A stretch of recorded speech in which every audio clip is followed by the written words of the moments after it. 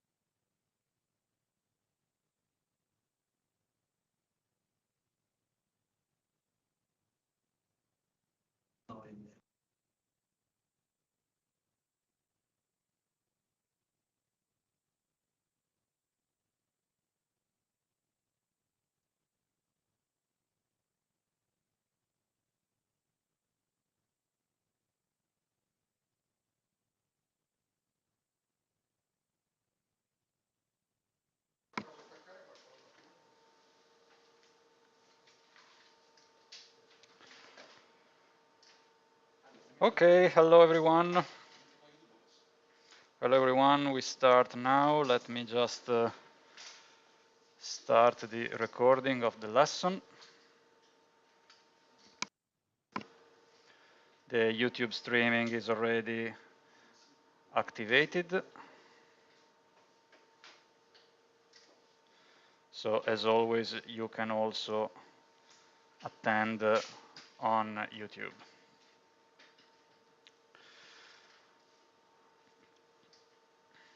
Okay, so in this lesson number 4 of this course, we will dig with more detail into specific components of the fuel cell with a focus on the modeling using CFD. So in the previous lesson, we drew a general framework of governing equations. Basically, how can we still use the conventional transport equation, the conventional set of Navier-Stokes equation plus charge conservation for fuel cells. And we saw a very popular way of modeling it, which consists in using a single unified set of governing equations for all of the physics and all of the parts. And then based on the specific part, which is represented by the finite volume that the solver is considering, specific terms are modified, which might be some diffusivities or conductivities, so something related to the material itself of that component, or typically the source term. Which might be used to introduce a resistance a resistance to the momentum, so a resistance to the flow in the form of a Darcy-like equation, or the same is for temperature and more or less for all the governing equations that we have seen. Now, today, we talk, we remain in this general framework of equation, which will be in a way the background of all of these and next lessons. But we dig with a little more detail into how are gas diffusion layers and catalyst layers composed. So what are the typical materials and what is the consequence of them in the modeling? And in the meanwhile, I will also try to give you some reference values. So in case you have to run your first fuel cell model tomorrow or this afternoon, which values should you use if you don't have any other information? So we'll try also to give a sort of best practice for CFD modelers of fuel cells. Now I will share my screen. Okay. And here we are. Modeling of gas diffusion layers. This is the first component, the first part that we see with more detail. And so let's resume. Why do we need a gas diffusion layer and what are his roles? Because this is needed to understand how to model it. From the fluid point of view, the gas diffusion layer is a porous material, which is basically the only available route for the fluid to escape the gas channels. And basically, it's the fluid needs to move, to migrate through these porous materials in between the fibers of these porous materials before arriving to the catalyst layers, which is the destination of the fluid, where it will react in both sides of the cell. So this is valid for both anode and cathode. So from the point of view of the fluid, having this porous material in between the gas channel and the catalyst layer is just an obstacle. I mean, the fluid would be much happier if there was no gas diffusion layer at all, okay? So from the point of view of the fluid, as we said, it is an obstacle. It's a fluid dynamic obstruction. Clearly, if we have gas diffusion layer, there are other reasons. And the reason is that at catalyst layers, we generate currents. We have currents generating. So this current must have some sort of pathway, must have a medium to be transferred outside of the cell to do his electrical work. And given that fluids are, I mean, we can assume that the electrical conductivity of the fluid is close to zero, okay? It's never perfectly zero, but it's very close to zero. We need some solid pathway, some solid phase pathway for the current to move away. And this is valid also for heat. I mean, yes, we can conduct heat also through the fluid, but for sure the heat conduction through a solid component is much more effective. And this is the role of the solid fibers of gas diffusion layers. So again, it's a very nice example, I think, of a component of a fuel cell which is very, very, very simple from the outside. It's just some porous materials. Now we will see the details of the structure. It's not this simple at all, but it's like a layer whose thickness is in between 0.3 and 0.5 millimeters of porous material. And that's it. But it plays multiple roles simultaneously. It leaves a way for the passage of the fluids. It is devoted to dissipating the heat away from the catalyst layers, which is the main location of heat generation. So gas diffusion layers are in contact with the catalyst layers, and the heat that is generated there must be dissipated outside the cell. So the first component which is involved in this are gas diffusion layers. And they are also the starting point of the current flowing away from the cell, or the destination of the current if you're looking at the other side of the cell. So you see how many functions, how many roles are played by these apparently simple components. And consider that here we are not having electrochemical reactions. Again, electrochemical reactions are just in the catalyst layers. We will talk about this at the end of this class. So here is just about transport by means of advection or diffusion of momentum, charge, heat. Okay.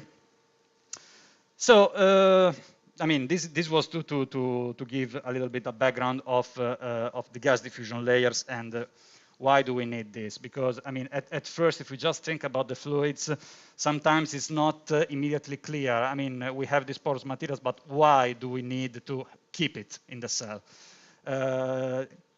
These multiple roles are the reasons. And just to close on this introduction, I mean, this is something that we will see it since the beginning. Some of these roles are played by the void spaces. So everything that is pertinent to the fluid obstruction, the fluid resistance. If we look from the fluid point of view, the more we have void spaces in the porous material, and the better it is. Okay, so the voids of this porous material will be determinant for the properties of the flow. The solid will be pertinent to some other roles, and clearly the properties that are favorable for the flow or that are favorable for the heat and charge are in close competition. So again, it's very simple, but if you have to optimize it, I mean, you have to consider both sides. Okay, you might favor the flow phenomena, but you have to know that you will obstruct the heat dissipation and charge transport. Okay, you might accept it, but you always have to weigh the pros and cons. Now, the first property that we need to talk about when we want to model gas diffusion layers is the porosity. And by talking of porosity, we need to recall that we are making use since the beginning of the macro homogeneous approach that we introduced in the last lesson. So macro homogeneous again means statistical averaging. So we are considering a representative large enough volume of this porous material, and we are assuming representative global properties. So again, when we talk about porosity and all the next properties, we imply that there is that we carried out, or the manufacturer carried out, some sort of volume averaging of that material. Now, porosity means, is defined as the ratio of the void spaces over the total volume. So it's literally the volume fraction available for the fluid. And this means that the complement to unity is the volume fraction occupied by the solid fibers. Okay. Now, as we introduced, anticipated in the last lessons, the structure of these porous materials is quite peculiar. So they don't really look like the typical foam. They look a little bit more like these pictures here. These are from the papers that are referenced at the end of this lesson. A little bit like this. So you see that these are typical structures of gas diffusion layers. And basically, they can be manufactured in several and different ways, but more or less all of them are composed by carbon papers. Carbon papers pressed one on the top of the other. So they are basically layers of pressed carbon papers. And so you see that there is a clear, there are two clear dominant directions for these solid fibers. These fibers are made of carbon because the solid part of GDL has to be a very good conductor of heat and charge. So carbon is usually selected for these tasks. But they are composed of, they might be woven or not woven, but generally speaking, we might consider them as pressed paper layers. And this introduces, since the beginning, we will talk about it later, a very peculiar property, which is that they are absolutely not isotropic. Not isotropic because the properties in the plane of these layers will have a given value, but the same property in the third direction, when we have to cross through this layer, will have typically very lower values. Okay, but we will be back on this. Just to comment on something that we already talked about, always keep in mind that if your if your simulation focus is on the characterization of that specific material, and again, you find some very nice references listed at the end of this lesson, you might carry out simulations dedicated to the characterization of that component, in which you will represent the exact structure or a representative ensemble of the structure of that component, like this this fiber. This is a part of a gas diffusion layer, which comes from a simulation study. So yes, this type of simulations do exist, but the focus in this kind of simulation is the characterization of that component. The computational cost prevents to use this kind of detail if we want to simulate the operation of that component inside a fuel cell with all the other components, okay? So just keep it in mind, okay?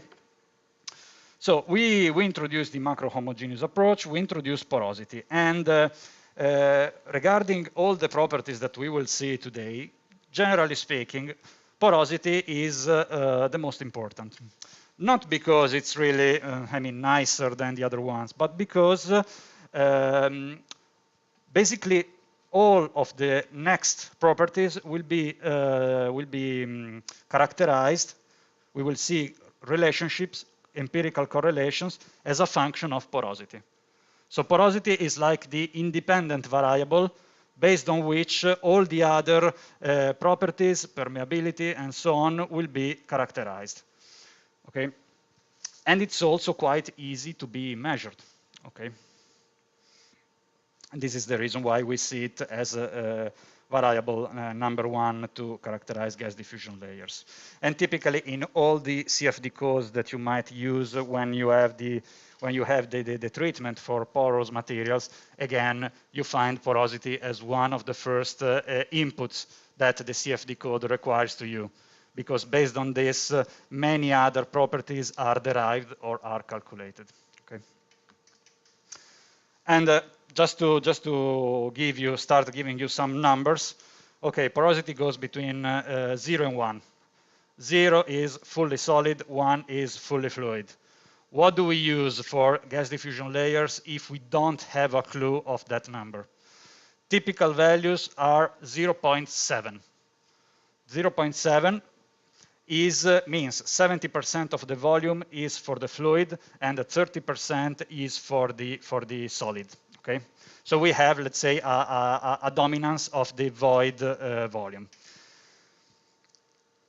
Now, a second property of gas diffusion layer, which is sometimes, not always, referred to, is the tortuosity.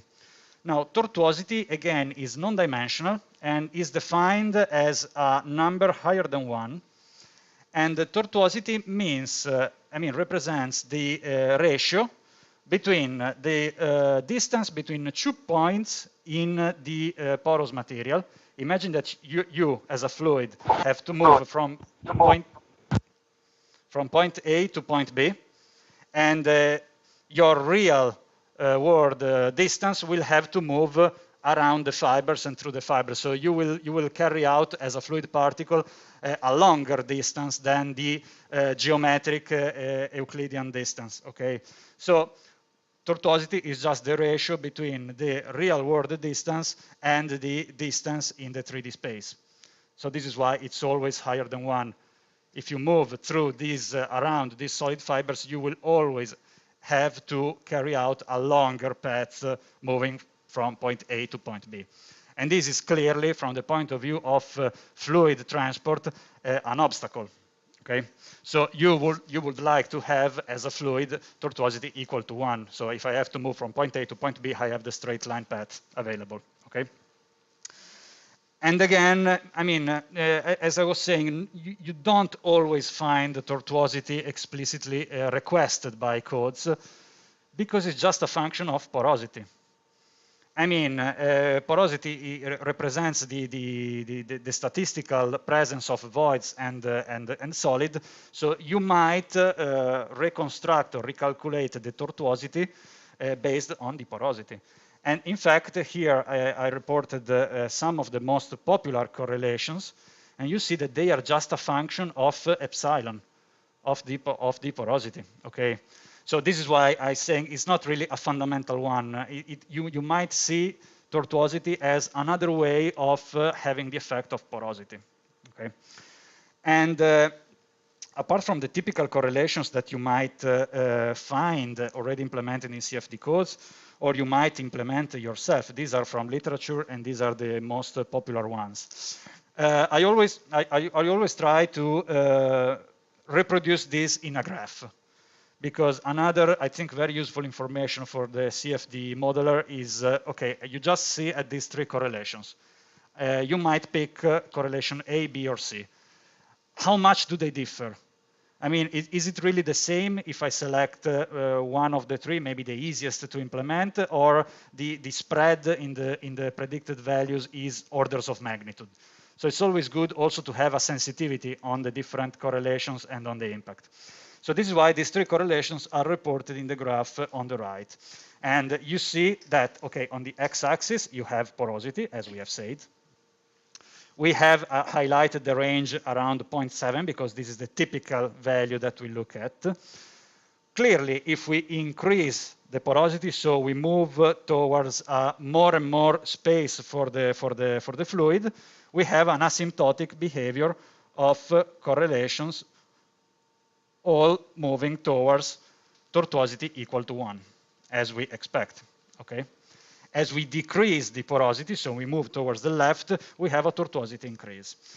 Clearly, each correlation provides slightly different values, but for a porosity of approximately 0.7, we might assume a value in between 1.3 and 1.2 for tortuosity, okay? So from this point of view, the dispersion among these correlations is in a way acceptable, okay?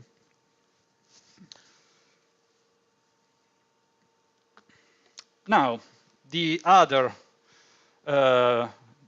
another property, this is very important and we will spend more time on this than on tortuosity, for GDL is the permeability. The permeability is a characteristic of that material that is recalled by the Darcy equation to represent, to calculate the relationship between the pressure drop and the flow rate.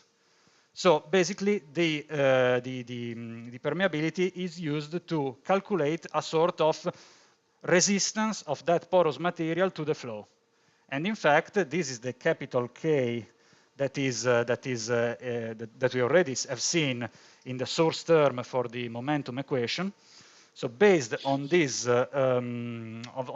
permeability, whose dimensions are squared meters, so it's a length to the power of 2, we will have a higher or lower resistance to the flow, okay? So this is very important because this is used by the Darcy equation to represent, again, in a synthetic and average way, the resistance exerted by the porous material to the flow itself. Clearly, from the fluid point of view, the lower is this permeability, and the higher is the resistance. Okay, so we would want a porous material as much permeable as possible. Okay. And in doing this, again, recalling the Darcy equation, here you always remember it's the apparent superficial velocity. So it's like an average velocity of the entire volume, okay? There is a wide use of this Darcy equation using the permeability. So you will find a lot of papers devoted to the characterization of gas diffusion layer, and where the permeability is one of the most studied and analyzed properties. As a first approximation, again, when you will run your first CFD simulation of fuel cell, you might use a unique value, as we have done for porosity. And we will see now in a minute the typical ranges of these values. But if you use a single value, you assume that your permeability is isotropic, because again, this is a source term for a vectorial transport equation for the momentum.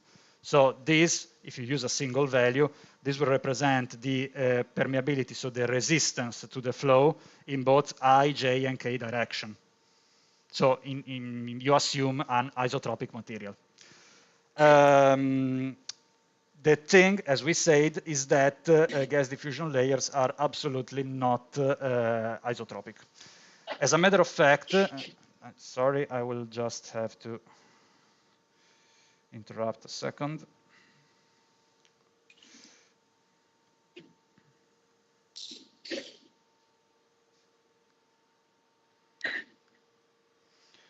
Okay, now I have to share my screen again, sorry. Okay, now multiple models have been developed in these years trying to represent the fibrous structure of gas diffusion layers. And again, this picture below is from one of these very nice papers, where basically the gas diffusion layer has been represented as a network of oriented fibers. The orientation of the fibers is assumed as random in the space, so you don't have an exact superimposition of equally oriented papers, equally oriented fibers. You have a random orientation of these fibers, but they all lie on the same plane. Okay, so basically you can reconstruct a structure which is oriented like the one that you see in the figure here. And then you might think as adding maybe more fibers in this direction, more fibers in another direction, and so on.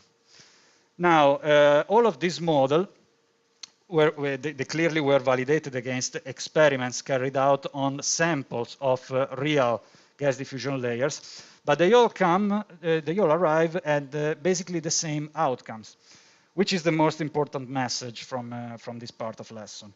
That is, if you are the fluid particle and you have to move through this network of fibers, network of obstacles, if you encounter this component from this direction or from this direction, and imagine, I mean, apologies for the drawing, but imagine that they all lie on the same plane.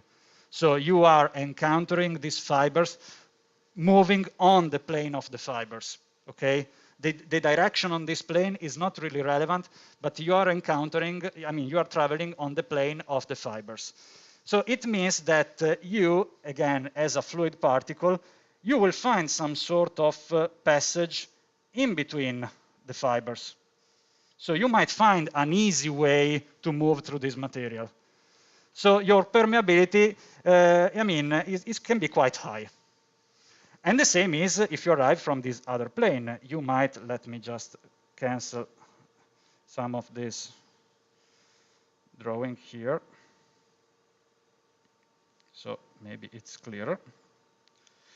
Even if you arrive from this direction, you will find a way through these fibers. So again, whatever is the angle that you are traveling on this fiber plane, you will have a quite high permeability, which is good for you as a fluid. The worst condition, however, is if you have to travel on this direction, if you have to cross this layer of fibers, because you won't find any easy passage, any easy way. And this is why typically there is a distinction in the permeability between parallel permeability. Let me cancel a little bit here. A parallel permeability, which is typically you find with the parallel symbol here. So it's capital K with this parallel symbol, which is typically a high permeability value, and normal permeability, which is capital with this orthogonal symbol. The range, I mean, how much do they change? We will see it in a second, but just keep in mind that they might change by 1 order of magnitude. So it means that the permeability crossing these layers of fibers can be much, much lower than the permeability through these fibers. So this is why these components are, I mean, you might consider them isotropic, but it's quite a crude approximation. the best way to treat them is to consider them orthotropic materials in terms of permeability, which means you might assume the same value on two directions, the one that lie on the plane of the fibers, and you assume a different value, in this case a much lower value of permeability in the third direction, which is the so-called through plane direction. The plane of the fiber is called in plane. Because, I mean, the plane of the fiber is basically the plane of the membrane. So, the main plane on which the fuel cell is developed, okay? So this is a first very, very important information that we might keep in mind. Also because, I mean, if you, as a fluid, have to cross this component, maybe you have the gas channel on top, you have the catalyst layer on the bottom, you will have to move basically on the through plane direction, okay? So, I mean, is the worst case, but you have to move on the other side on this, of this porous material. And the fibers are oriented on the other plane, okay? There is also a role of, let's say, in-plane transport, lateral transport, and we will see it for bipolar plates. But the main, destination of the fluid is to move on the through plane direction, so from the top to the bottom of this gas diffusion layer.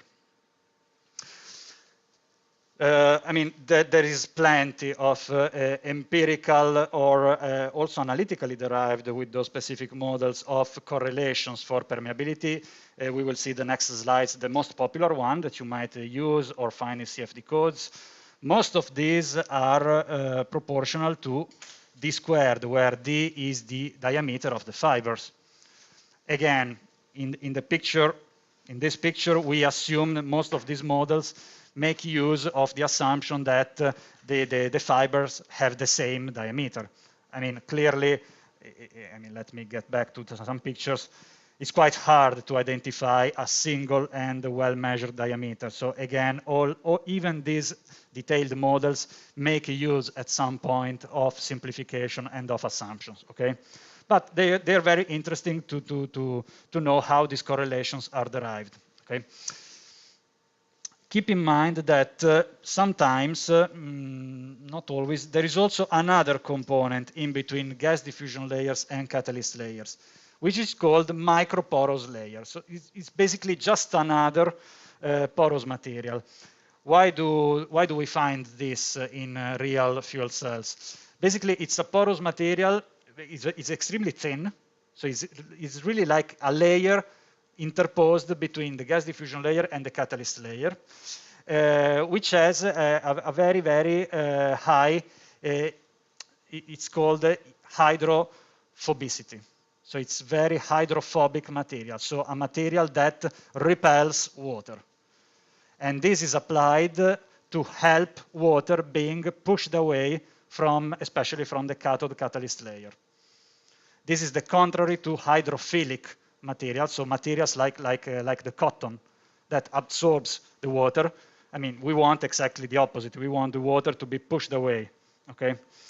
So keep in mind that if we have another porous material, maybe on the in-plane permeability, we have no difference. Because, I mean, if we move in the plane, we might not even find it. If we move through the plane, is another additional resistance.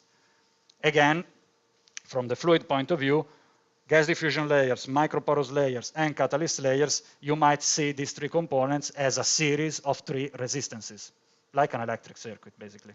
Okay.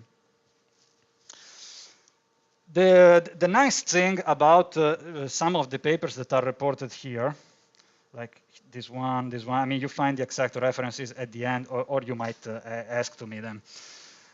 Is that, I mean, especially for the CFD modeler, you have to keep in mind that here we are really fighting with the characterization of the materials. So here, maybe our set of equation is perfectly clear and rigorous, but here is where we introduce the characteristic of the materials. And this is where, I mean, we are giving some input to the CFD solver that might completely alter the results. Not because we are not good or the model is wrong, but because the inputs that we are providing are affected by a large uncertainty. So it's also good, even if you are, especially if you are a CFD modeler, to have a reading at this paper and grasp some sort of sensitivity. How much the exact value might change if we move from one gas diffusion layer to the other.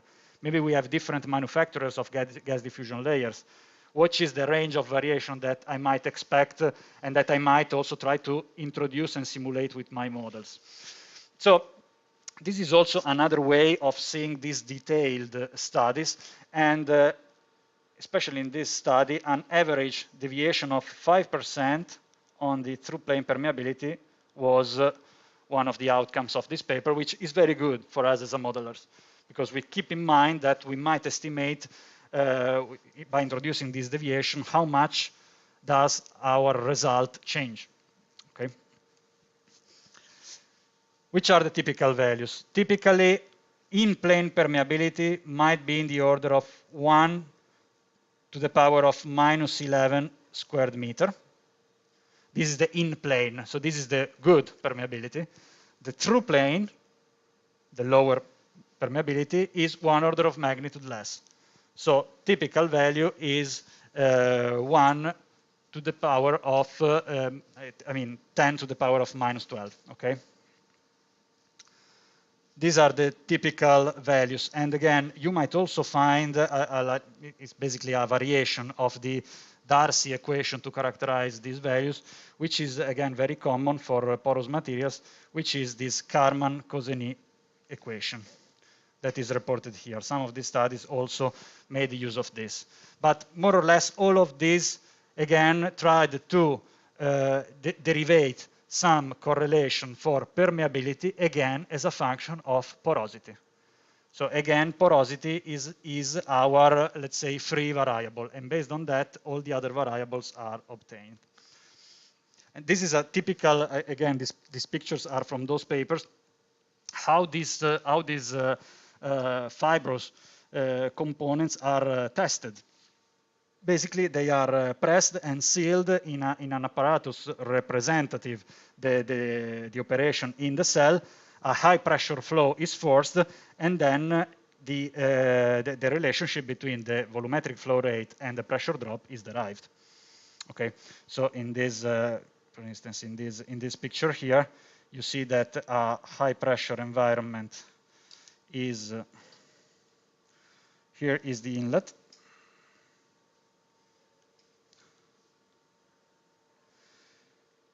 The flow enters here, moves through this porous material, and then this will be the way out. Okay? Basically, in this figure on the left, it carries out, let's say, the opposite path than the one reported in the figure on the right. So it moves from the outside to the inside. Okay? And then it's, it's fairly easy to understand. Basically, you measure the relationship between flow rate and pressure drop. Which is the assumptions and the operational boundaries of this Darcy equation, that we stay in the laminar regime. To what extent is this true? Typically for the range of velocities and flow rates that we have in fuel cells and in gas diffusion layers, this can be accepted with a very good approximation.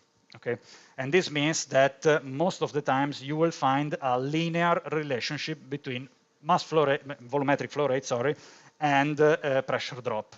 The classical Darcy equation that we have talked about.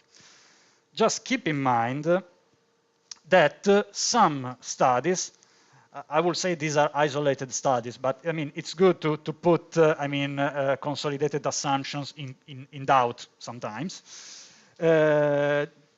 There is also a variation of this Darcy law, which includes a nonlinear term. So in case your velocities through the porous material increase, and you move progressively out of the laminar regime, you start observing, again, it's an observation of what you see as a flow behavior, you observe a nonlinear relationship between pressure drop and flow rate. So your relationship starts deviating from the linear relationship given by the Darcy's law. And you can account this by this inertial coefficient, which is typically called beta. And you see that you might have an additional term which includes the square of the velocity. So you introduce a nonlinear term, which sometimes is called inertial coefficient. Inertial with respect to the viscose coefficient, which is this one, okay? The one including the permeability and the molecular viscosity. It's called the viscose coefficient sometimes.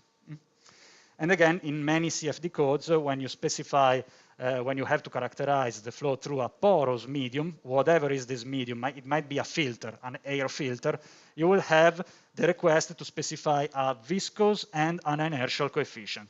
If you're okay with a linear relationship, you just leave this beta equal to 0, and you work with the linear part of this Darcy's law. Just know that the extended nonlinear version of the Darcy's law is sometimes called the Darcy-Forchheimer equation.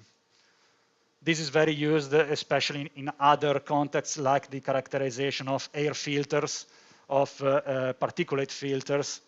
So porous components who are subjected to high velocity flows, and in those applications, this nonlinear term is absolutely to be considered. In these applications, I mean, basically all the studies dealt with extremely low and I will say negligible values of beta. So you can live with the linear Darcy equation, okay?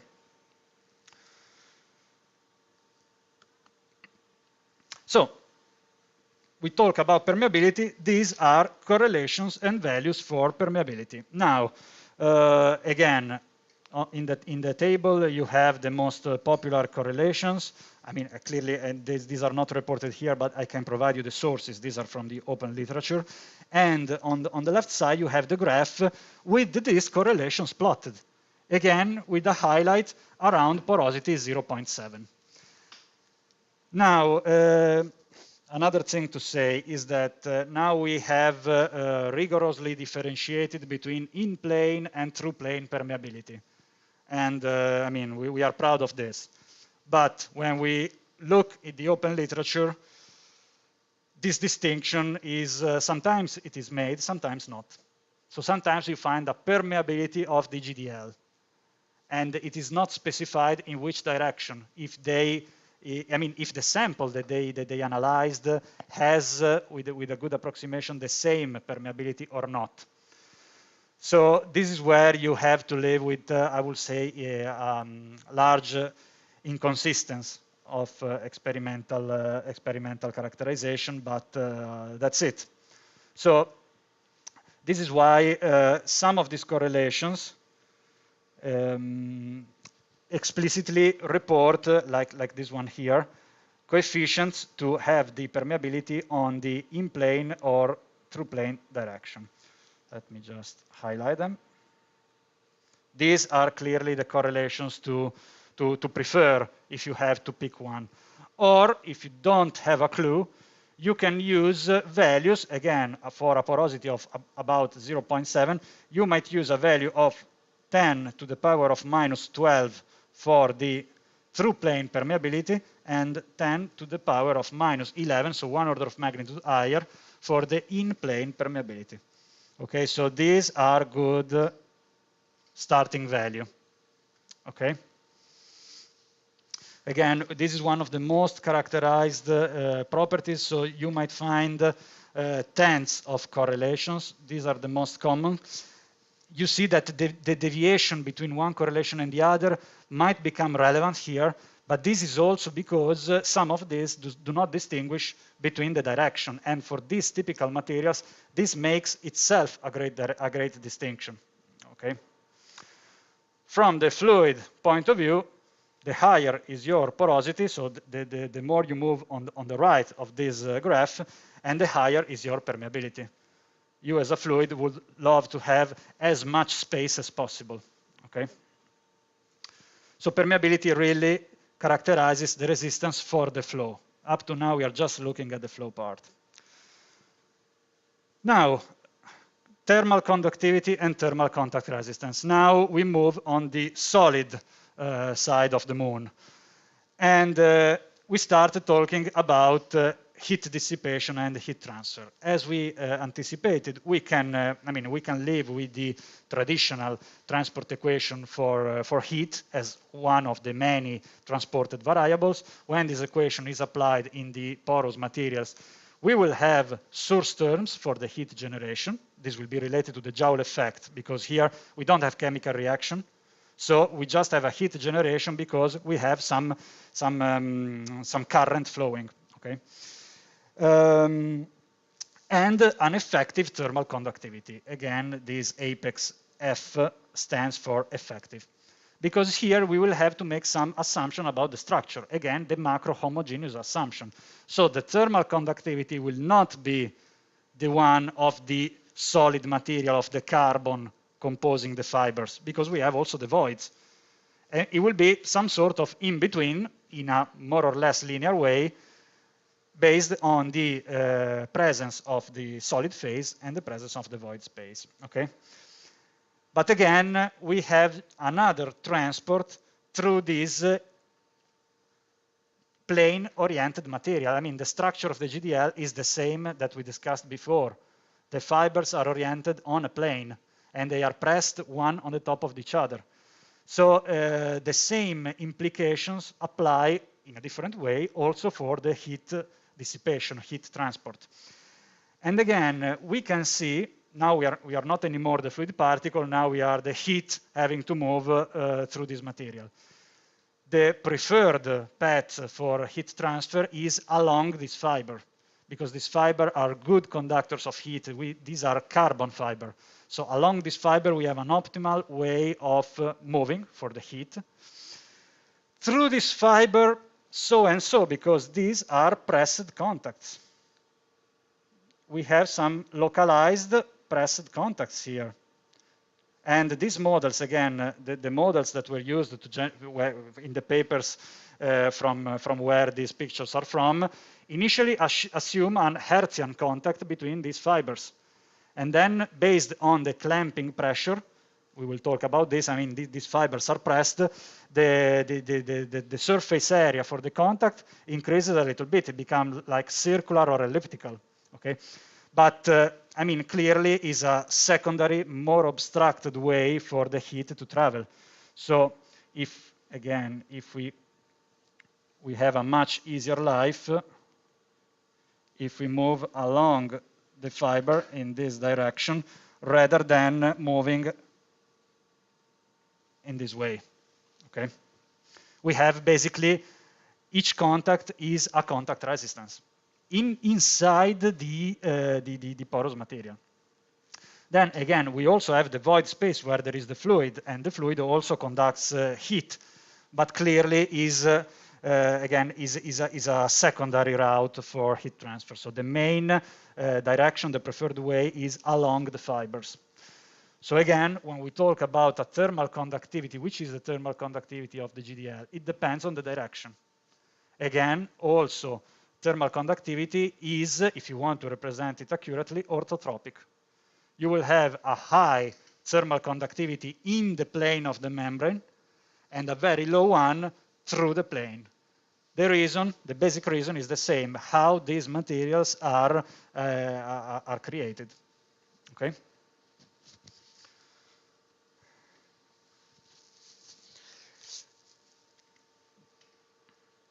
The more these layers are compressed, and we will see it also later for other contact resistance issues, and the better it is, because the more they are compressed and the lower is the contact resistance. But again, the preferred way is along the fibers. Okay. So generally speaking, when you talk about porous materials, this is another very common correlation for the thermal conductivity that you might find. So you might have encountered it, or maybe you will encounter it in other fluid dynamic issues. This is the so-called Dagger correlation for the effective thermal conductivity. You see, it's a combination of the thermal conductivity of the solid fiber, which is K with the predix S, the thermal conductivity of the fluid phase of the air or of the mixture of reactants, which is the lowercase k, and then epsilon. Again, you have the porosity as a measure of how much that property that you are analyzing, thermal conductivity, is closer to the solid one or closer to the fluid one. Okay. Again, so you understand, basically, it's the same issue then characterizing the permeability. So you face the same problems in literature where there is not a distinguish between, where the authors do not distinguish between in plane or through plane. So you might find also for these properties a large scatter of representative data. Our suggestion, if you have, again, to run your first fuel cell simulation tonight, is to use these values. Again, more or less, again, as a rule of thumb, 1 order of magnitude of imbalance between in plane and through plane.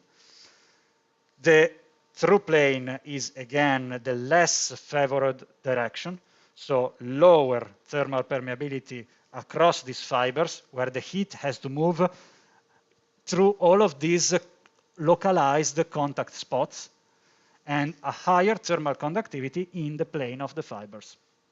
Okay, this is the recommendation. Then we talk about thermal conductivity. There's also the issue of thermal contact resistance.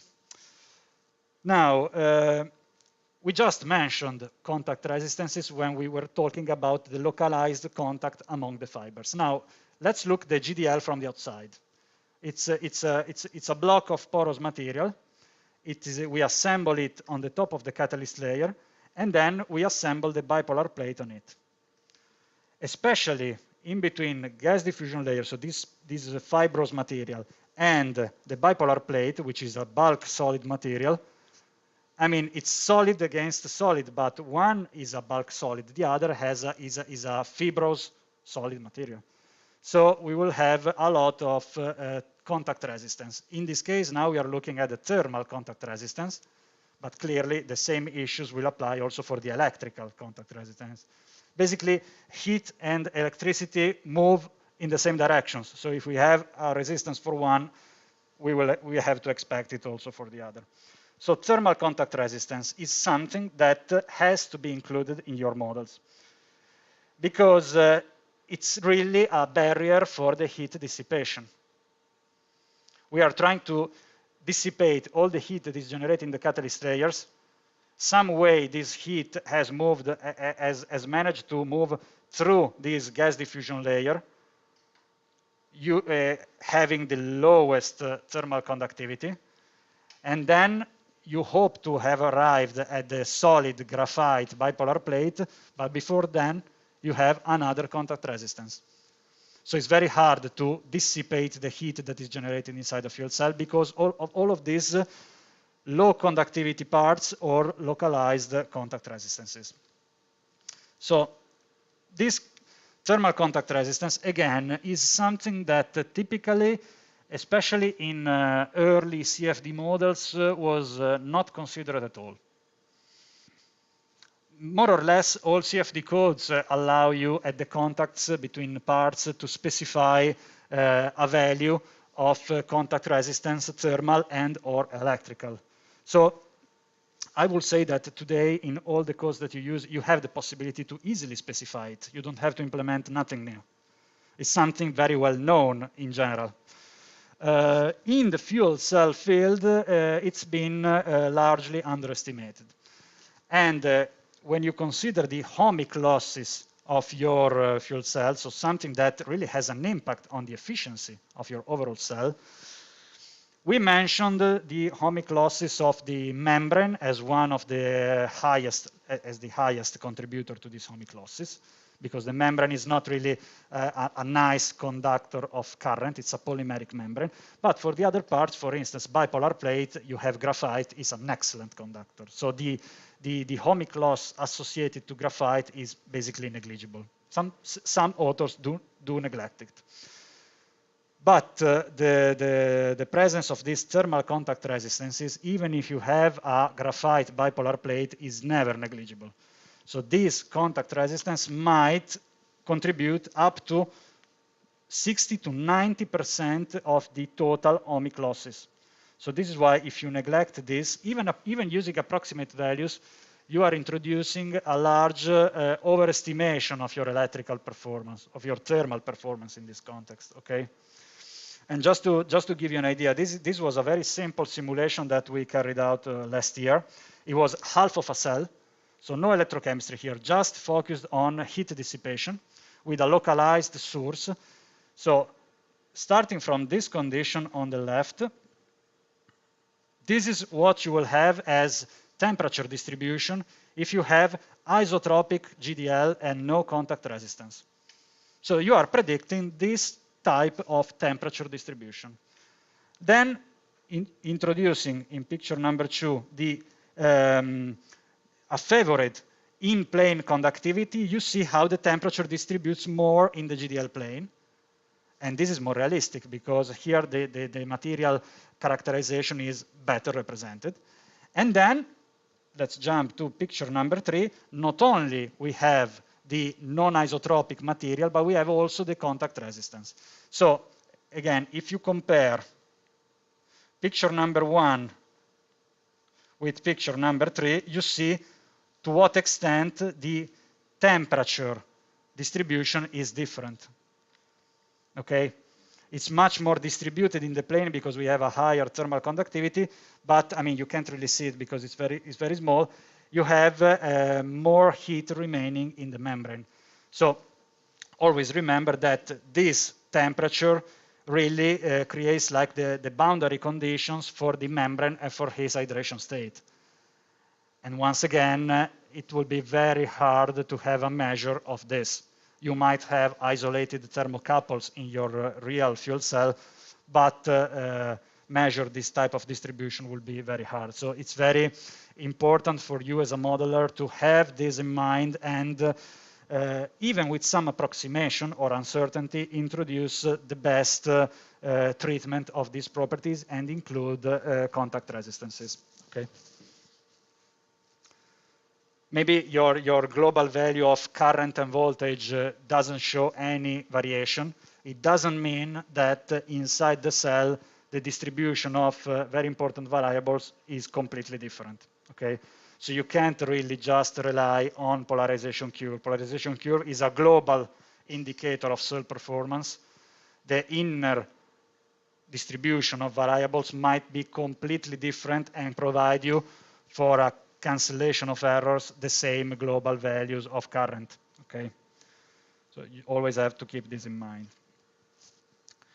Now, we talk about thermal conductivity, let's talk about electrical conductivity and electrical contact resistance. This is one of the reasons why we need these solid fibers. Current is generated at the catalyst layer, and we will have to move towards the outside of the cell, to the current collectors. Again, the gas diffusion layer, it's always, I mean, we are looking at the same component, so this fiber-oriented structure is absolutely the same. Again, the charge, the current, will flow much easier along these carbon fibers rather than jumping from one carbon fiber to the other through these localized contacts. So again, it's very reasonable to expect and to introduce in models values for electrical contact resistance much higher, more or less 1 order of magnitude higher on the plane of the membrane, so in the 2 directions that are your in-plane direction, and 1 order of magnitude lower through plane. Okay. Again, you might leverage a very high similarity with heat transfer for charge transfer. The preferred way is along the fiber. A secondary route is through the contact spots. I mean, here the difference is that if you consider your fluid as an insulator, you don't have the fluid pathway. That, however, you have it with your heat transfer because you have also convective heat transfer. So here is just the solid part of the GDL working for current. more or less the same correlations, the same considerations can be done.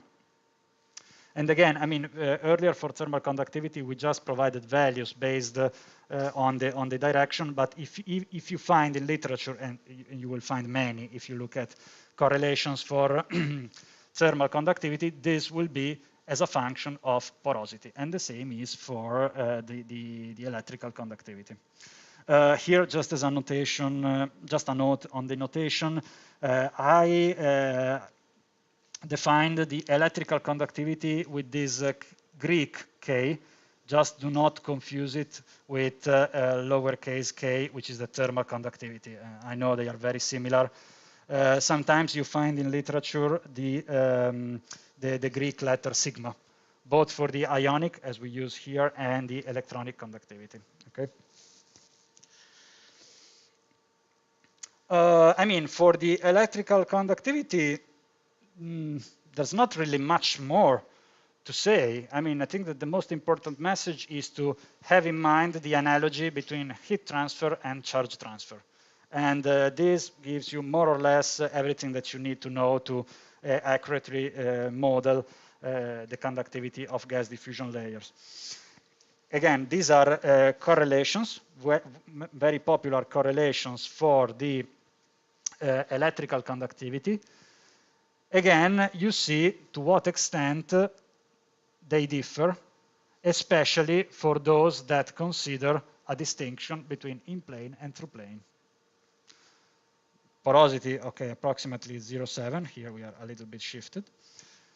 Some of these do not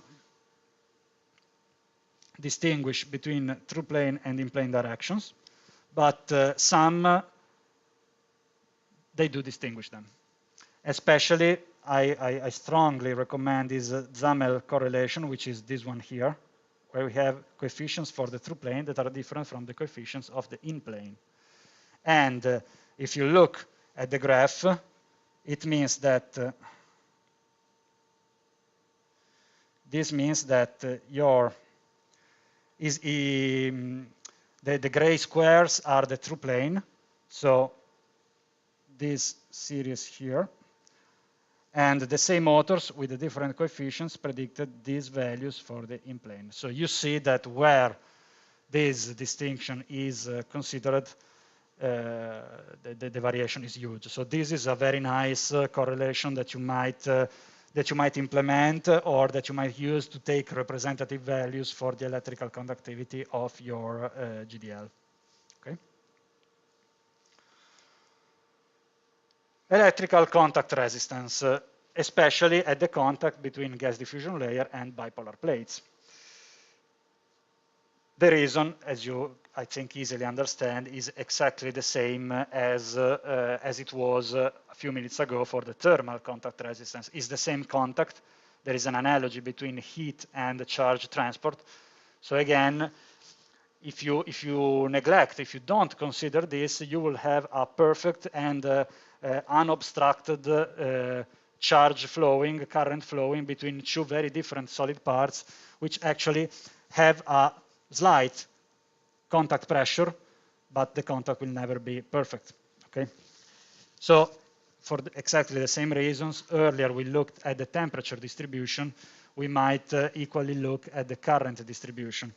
And this is why we strongly encourage you to introduce representative values. You might live with some uncertainty. You understand you will never have an exact characterization of these materials, but at least introduce some well-educated numbers for these properties. So what about electrical contact resistance? This graph here and the correlation reported in the table comes from this paper from Zhang and co-authors. Again, I will leave the screen at the end of the presentation for all of these references, which empirically derived values for electrical contact resistance as a pressure of the sealing pressure. And they derived this trend here. Now, what is this sealing pressure? We always talk about a fuel cell as a superimposition of components. You have the membrane, the gas diffusion layers, the bipolar plates, where the gas channels are obtained. They are machined there. Clearly, this assembly of components must have to be clamped, must have to be pressed. And the reasons for this are multiple. Well, the first one is you have gaseous fluids. In a way, especially for hydrogen, you have to seal these gases inside your cell. Otherwise, through the porous parts, you will have a leakage of these fluids. So this is the first reason why you need a sealing pressure. The other one is that sealing a little bit, I mean, let's say not excessively, these components is also a great way to reduce contact resistances, both thermal and electrical. And this graph here is for the electrical contact resistance. And you see that as the sealing pressure increases, your electrical contact resistance goes down. And then you have a plateau. So there is no advantage into pressing more and more and more your parts. And you might damage your parts because in this, I mean, you understand that the components that are more subject to compression are gas diffusion layers because they are fibrous, porous materials. So if you compress a little bit, let's say up to 1 to 1.5 megapascal are the typical sealing pressures. So you are in this region here. These are the typical values for clamping pressure. You have a reduction in the contact resistances between gas diffusion layer and bipolar plates. You have a reduction in the contact resistance inside your gas diffusion layer. Just think at how many localized spots you have in between the fibers. So you press the fibers more, one on the top of each other, and you reduce all of your contact resistances.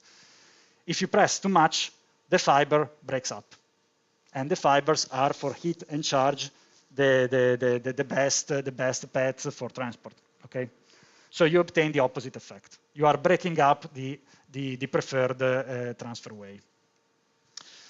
So for these typical values, you might use electrical contact resistance of approximately 3 milliohm per square centimeter. Okay, 3, 2, these are the typical values.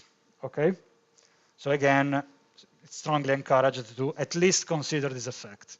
Do not neglect it.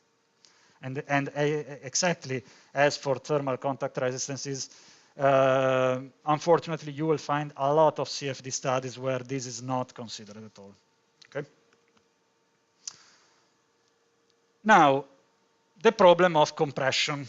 We talked now about sealing pressure.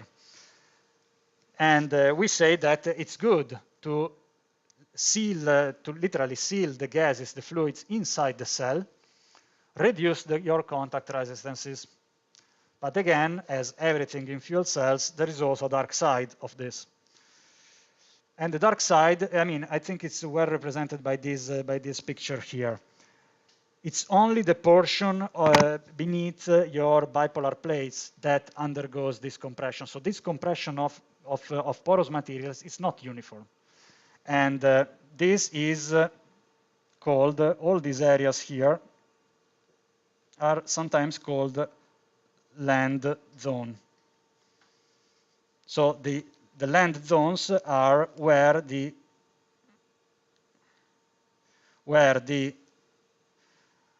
bipolar plates are in contact, press and deform your gas diffusion layer. I mean, by doing this, you are reducing the contact resistance. We have said this. So we are favoring heat and charge transport, but we are also modifying the structure of the porous material. And just look at this close up here.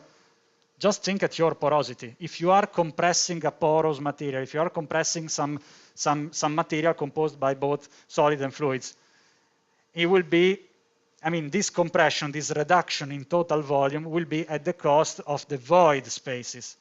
The fibers are more or less undeformed. The fibers do not compress. they will deform and reduce the space available for the fluid. So this means that in this region here,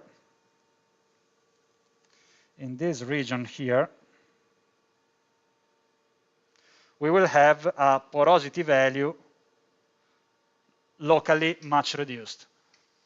So it's like here, now we are working with a different porous material. The porosity is much reduced. And all of the properties based on porosity will be altered. So this, the effect of this compression, while it's reducing the negative effect of the contact resistances, is altering everything related to fluid transport, to flow transport. So we can expect from what we have seen before that as porosity decreases, we will have a permeability here that decreases. It will be both through plane and in plane, okay? And so on. So again, if you are the fluid particle, if you are the oxygen molecule that has to react here, by doing this route here, you will be much more obstructed. And all of this, let me change a little bit, all of this is catalyst layer. So this means that as a consequence of compression, the areas, the regions of the catalyst layers that are just beneath these land zones will probably be much less involved by fluid transport rather than those that are beneath the gas channels. So as an effect of this compression, we are also altering the transport of fluid and everything that is related. So remembering the subdivision into activation losses, ohmic losses, and concentration losses, once we introduce this effect, we are affecting the concentration losses. So it means that on the polarization curve, we will see it in a second, but let's introduce it now. The typical concentration curve, which is something like this, if we consider, I mean, when we consider this effect, will be something like this. So basically, we will anticipate the onset of these mass transport-related losses. And you might think, okay, what do you mean when you say if you consider? I mean, this effect is in place in the real fuel cell. I mean, when the fuel cell is assembled, it's working, it's producing current, we have this effect. I mean that if we don't consider this effect, we are probably overestimating the mass concentration. I mean, we are overestimating the easiness of transport to those regions. I mean, so we are neglecting, in a way, a part of the mass concentration losses. We should always include this effect. And again, this is something that recently is more and more considered in computational studies. I mean, you don't really have in a CFD model to deform your mesh and reproduce this deformed structure. It will be already enough if you locally modify all of these transport properties. You locally modify the porosity, the permeability, and this will be a simplified way to account for this. Okay? But the implication of this effect, which again is in place anytime you are operating with a real fuel cell, you should consider this. And when you receive the properties of the gas diffusion layer, all of these materials, you should always also pay attention if those properties, if that porosity is measured, let's say XC2, so as a bulk material piece measured in some way, or as it is often referred to, in situ. In situ means measured during the cell operation, or in an apparatus replicating the cell operation. Clearly, in situ measurements are much more difficult, okay? But they are more valuable, okay? And okay, and this is a nice figure from this paper here, where the same fuel cell was tested for increasing values of compression. So the operation is kept the same, so the full polarization curve is reproduced, and then the clamping pressure is progressively increased. And so we see, with a general picture, the global effect of reducing contact resistances, electrical and thermal, but also reducing the flow transport to parts of the catalyst layer, which is the dominant one. As a fuel cell designer, you have to take a decision. So you have to weight pros and cons again. And it's very interesting because here for this test, an optimal condition was verified. You see, if you're starting from 10% of compression, you are here. You are on this curve here. Then, if you increase to 15%, which is the optimal condition, you are on this curve here. So you are effectively increasing your output power density. You are favoring some processes, hindering some other, but the global effect is positive. With a 15% compression, you are increasing your cell performance. If you compress more, then you see that you have a reduction in the current density, which means also a reduction in the power density. The extreme value is here, 39%, and you are here. With this value, you probably reduced even more your contact resistances, but we have seen in the graphs before that this is an asymptotic value. You can't get to zero contact resistance, okay? So once you have pressed a little bit, that's enough. But then you are obstructing more and more your fluid transport. Maybe you are also starting to break some fibers of your gas diffusion layers. So overall, as an overall picture, you are worsening the operation of your cell. Again, you might question, how much universal and general is this? I can't say that this is valid for all fuel cells in the world. But it's a very nice example where you see with an experiment, this is testing, not simulation, you see the combined effect of pros and cons related to the compression of soft parts and how this can favor or worsen the cell operation. So again, if you can, or if you have a way to at least introduce this aspect in your models, even in simplified ways, it's okay to use simplified models for this. Already, it will be nice. It will be very, very nice to include all of this, because this might have, as this picture tells us, an effect on the global behavior of your cell. So yes, it's a detail of modeling, but the consequences are on a large scale. Okay. And this graph is from one of these referenced papers, which is nice because it resumes all the effects of increasing the compression. You have physical changes in your GDL. Basically, you are losing some space for the fluid, some volume for the fluid, but you are promoting the contact between the carbon fibers, and you are promoting the contact between GDL and other components. And this affects gas permeability, contact resistance thermal, and contact resistance electrical. All of this has to be accounted for, okay? So again, the recommendation, the suggestion is, this is probably, let me say, secondary in entity and also probably in easiness of implementation with respect to the differentiation between in-plane and through-plane properties of GDL.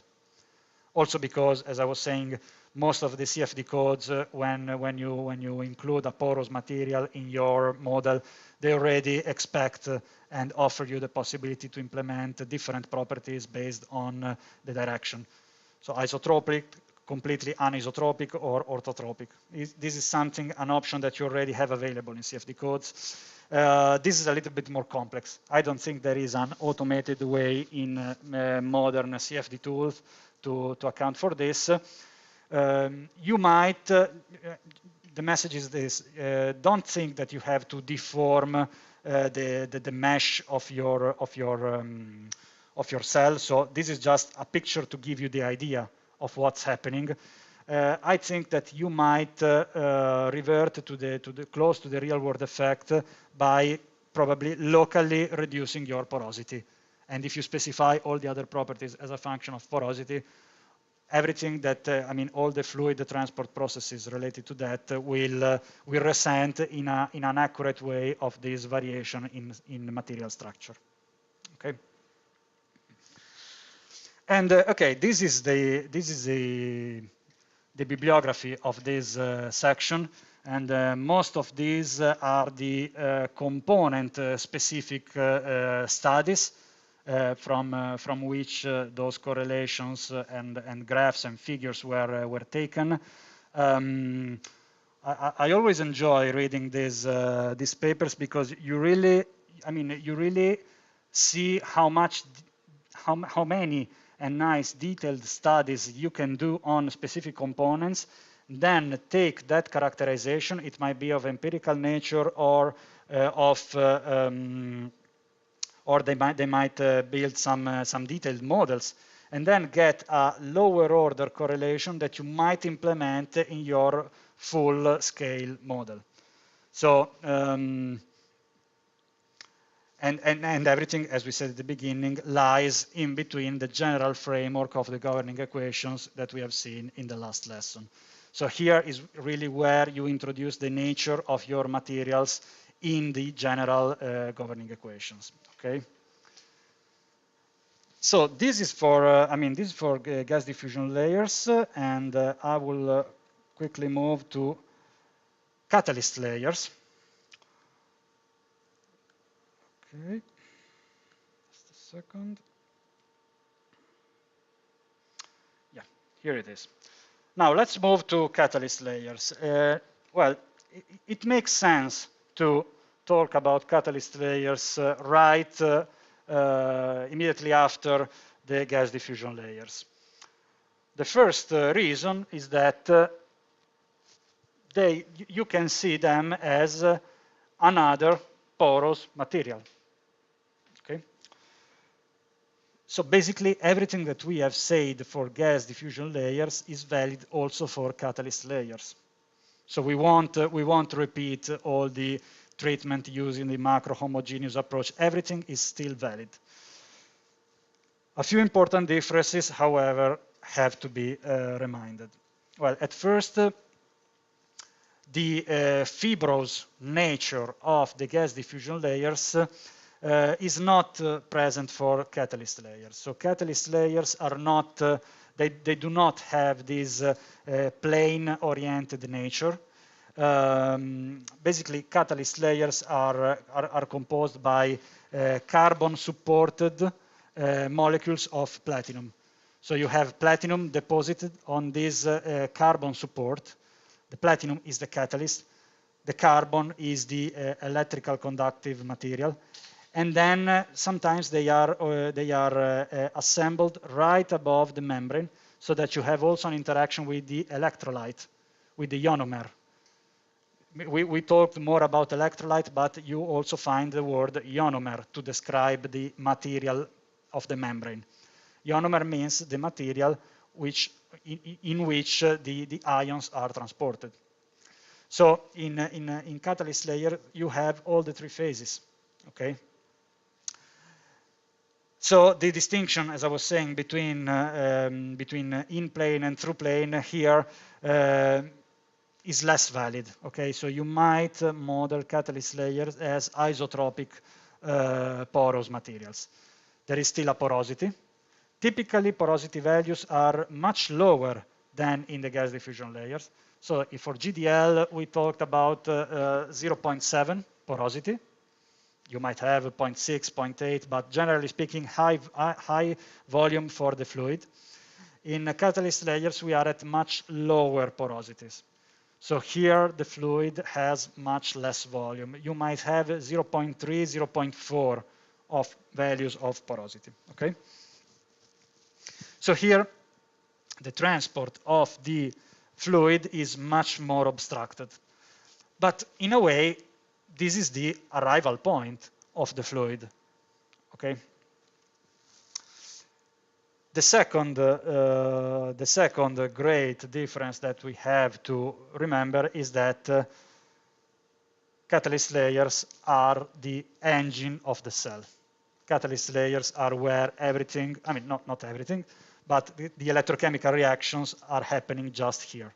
So these are the reacting components of the cell, the only reacting components. In all the other parts, yes, we have multiple transports, as we have said, for gas diffusion layers, but there is nothing reacting in gas diffusion layers. It's just transport, facilitated or not. Here we have reactions, okay? And despite this is in terms of thickness, by far the thinnest part of the fuel cell, and we will talk about this immediately. Actually, its thickness is very, very relevant. Relevant in the effect that it has on the cell behavior. So let's start from this point. How do we model catalyst layers? The most typical approaches are these three approaches reported here. So starting from the super simple one, ultra thin layer model. It means, I mean, you might find it with different names, okay, in literature, but generally speaking, this approach means that your catalyst layer is so thin, we are talking about 5 to 10 microns, okay? So it's very, very thin. And based on this, and especially if you need to introduce some simplifications, maybe it's your first fuel cell model that you are running, so it's okay. You might decide to neglect the thickness of this layer and just represent it as a surface between gas diffusion layers and the membrane. So it's like the gas diffusion layers is pressed right on the membrane, and the catalyst layer is just a surface. Okay, so zero thickness. A surface where electrochemical reactions will develop. So, I mean, the fuel cell in its entirety is working properly. You are simulating the splitting of the hydrogen molecule, the ionic and electronic current. Everything is fine with the ultra-thin layer model, and it's a good starting point. Okay, we also used it in the past for our early fuel cell models. Okay, and by far it's the easiest way to account for the presence of catalyst layers. Okay. However, bear in mind that given that all the electrochemical reactions develop here, introducing such an assumption on the structure of the catalyst layers might have very high consequences on the behavior, on the processes that you are simulating. Yes, you might say, but we just said that it's extremely thin, so I'm just moving it to zero thickness. Yes, but I got your objection, but zero thickness is different than reduced thickness. And effectively, catalyst layers, they do have a finite thickness, and the porosity of this material says that the effective surface for electrochemical reactions is very, very high. And you are just killing it if you are saying that it is a surface. Okay? The second class of models, we are moving up with the fidelity. We are moving up also with the complexity, is to use a proper macro-homogeneous model. So, okay, I want to represent it with another as another layer of porous material. This will cost me some more computational effort, because even if it's very, very thin, in my section plane of my 3D mesh, I will have to use at least 2 or 3 layers of cells. Okay, otherwise, I mean, I will just introduce numerical instabilities. So we can use this macro-homogeneous approach. It will cost us some more finite volume cells in our model. And it's a good approximation, because we are getting closer and closer to the actual physics. Because here, the fundamental upgrade with respect to the ultra-thin layer model is that given this porous and volumetric nature of the catalyst layer, we can represent electrochemical reactions as volumetric reactions. I mean, let me clarify this. Electrochemical reactions develop at the sites, at the contact between these carbon-supported platinum molecules and fluid. So in a way, anytime you talk about electrochemical reactions, they are surface reactions. But in reality, this surface is so highly corrugated that if you use your macro-homogeneous approach to represent it in a model, these highly corrugated superficial reactions might, or I would say have to be represented as volumetric electrochemical reactions, okay? So the word volumetric comes from the fact that we are synthesizing a complex and corrugated nature of that material with some sort, again, of average macro-homogeneous model. But in this way, we can introduce the effect that it's the entire thickness of the catalyst layer that is participating to these electrochemical reactions, okay? And this is the aspect that was absent in the first class of models. In this porous material, the fluid is very much obstructed in its flowing. So we expect, and you will see, this is one of the main outcomes of upgrading to this second class of models. The mass concentration losses are much better reproduced using this model, because let's say the oxygen molecule is not just arriving to a plane surface when it arrives at the cathode catalyst layers. It also has to move inside this porous material, and here the porosity is much reduced. So in this small component, we have actually a high resistance to the flow. And again, from a general point of view, from the point of view of the performance of the full cell, this means that if we neglect this effect, we will probably underestimate the mass concentration losses. So the shape of the polarization curve will be much different. Okay. And since here we also have the formation of the liquid water, again, we talk more about the cathode catalyst layer because it's the bottleneck of the cell. Okay, we might multiple models include the obstruction given by liquid water formation by modifications to the diffusion coefficient, based, for instance, on the local volume fraction of liquid water. Okay. Okay, sorry, apologies. Here there's a typo. This S in the text is referred to alpha L, volume fraction of liquid. Okay. Then the third class of models, which today is, with good reasons, considered the state of the art, are the so-called agglomerate models. And in a way, you might think at these agglomerate models as a further evolution of these macro-homogeneous models.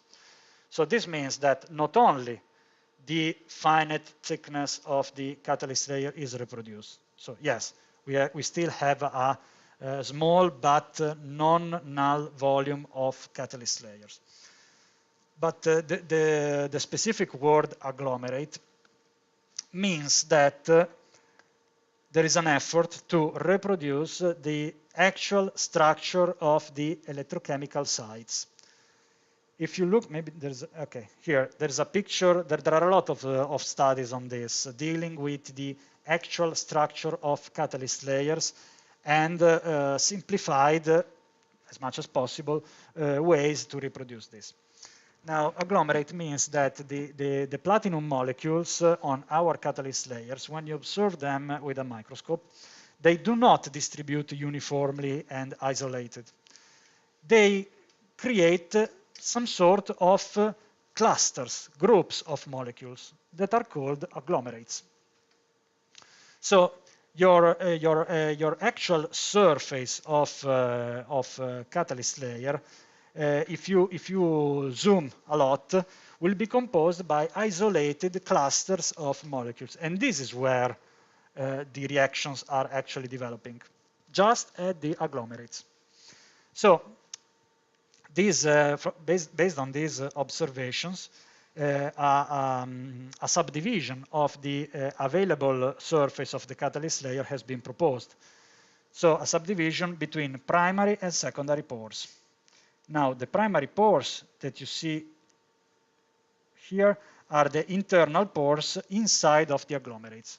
So inside these groups, clusters of platinum molecules, okay? Secondary pores are the spaces in between the clusters of molecules, in between the agglomerates, okay? And here several, I mean, this is the basic distinction and the basic observation that was used by the agglomerate models class to develop models. Based on this, you can still work with a macro homogeneous approach. So there is, just to be clear, there is no attempt to introduce the presence and the distribution of each of these clusters of molecules. I mean, we are really talking about a molecule scale here. This has consequences on a large scale, but we can't think to model this in its exact detail. So again, also these models make use of these observations to derive, in a way, global quantities accounting for this. So we basically, a modification of the effective diffusivity is introduced to account for the transport of ions in the ionomer phase. Then we have the liquid phase that is formed. The liquid phase is the water formed at these sites that has to be transported away from these sites, away from the catalyst layer. We have the void spaces where both liquid and gases coexist. And then we have the carbon phase where the electrons travel. Okay, this is where there's always, you might find also the word triple phase boundary. Triple phase boundary means that here at catalyst layers, 3 phases coexist. We have the ionomer phase, so the material of the membrane, the polymer of our membrane. Here we are at the boundary of the membrane, basically. And here we must have ionomer because either you are at the anode or at the cathode, you must have a material for the transport of ions. But you also have the electrons. It's another charge. It will have another, it will require another material in which move. So you have the carbon, you have the ionomer, you have the carbon, and then you have the fluid, which might be gas or liquid. So this is, in terms of physics, the most complex scenario that you might have. And despite this is very localized in a small portion of the entire cell, this is where everything is happening, is originating, reactants are consumed, and products are produced. And here also currents are produced. This is why this kind of agglomerate models are considered the best in class.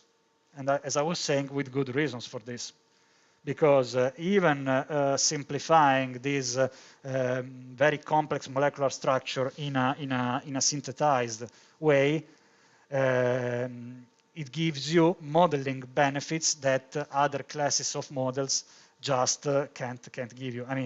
You can't imagine to replicate this behavior with a surface, a planar surface where you just specify exchange current density. It's okay, again, I don't want to discourage you. It's okay at the beginning.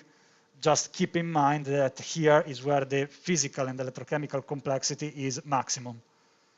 So it's absolutely not a secondary component. I dare to say it's the most important component of the fuel cell operation. Okay. What about these agglomerate models? They are proposed in literature since a few years. You will find a lot of scientific papers developing and proposing agglomerate models. So it's a class of models.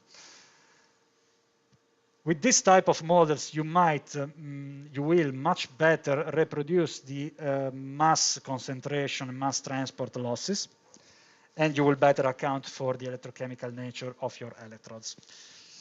What about their implementation? There are CFD codes that already give you the possibility to use this kind of models.